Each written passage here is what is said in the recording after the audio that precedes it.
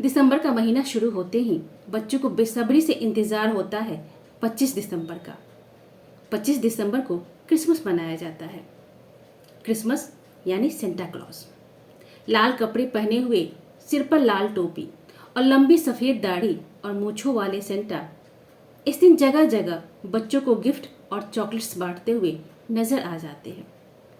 Santa का ये रूप बच्चों को बहुत पसंद आता है। साल भर बच्चे इस दिन का इंतज़ार करते हैं। वैसे तो क्रिसमस को ईसा मसीह के जन्मदिन के तौर पे मनाया जाता है।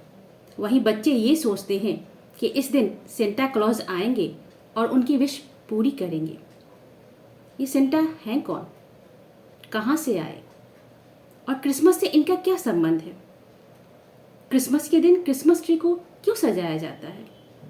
इन सब सवालों को लेकर कई मान्यताएं और कहानियां प्रचलित हैं। फिनलैंड की लोक कथाओं के मुताबिक सेंटा क्लॉज का यह नाम सेंट निकोलस के नाम पर पड़ा है।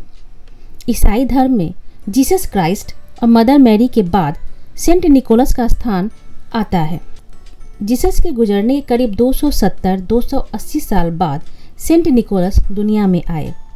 सेंट निकोलस के बारे में ऐसा कहा जाता है कि उनका जन्म 4वीं शताब्दी में तुर्की के शहर एंटालिया के मायरा में हुआ था। बचपन में ही उनके माता पिता के गुजर जाने की वजह से उनका बचपन मुफलिसी में गुजरा। सेंट निकोलस का मन हमेशा जीसस क्राइस्ट में रमा रहता था। बड़े होकर पहले वे पादरी बने और फिर बिशप बन गए। यीशु की भक्ति करने के अलावा उन्हें बच्चों से बहुत प्यार था और बच्चों को तोहफे देना उन्हें काफ़ी पसंद था।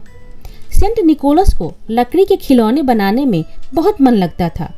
वो सबसे छुपाकर बच्चों के लिए लकड़ी के खिलौने बनाया करते थे। उनके इस शौक को कोई नहीं जानता था। तोहफे देते समय उनकी यह कोशिश रहती थी कि उन्हें कोई पहचान न सके, इसलिए वे रात के अंधेरे में तोहफे देने निकलते थे और घरों में लगी चिमनी से तोहफे डालकर चले जाते थे। ऐसा माना जाता है कि आज के जो सेंटा क्लॉज का रूप है वह यहीं से आया है।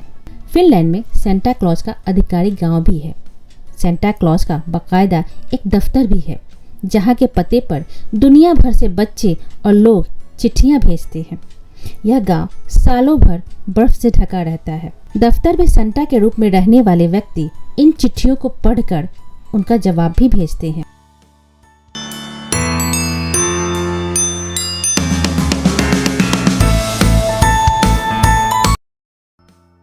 क्रिसमस ट्री को लेकर कई तरह की मान्यताएं प्रचलित है।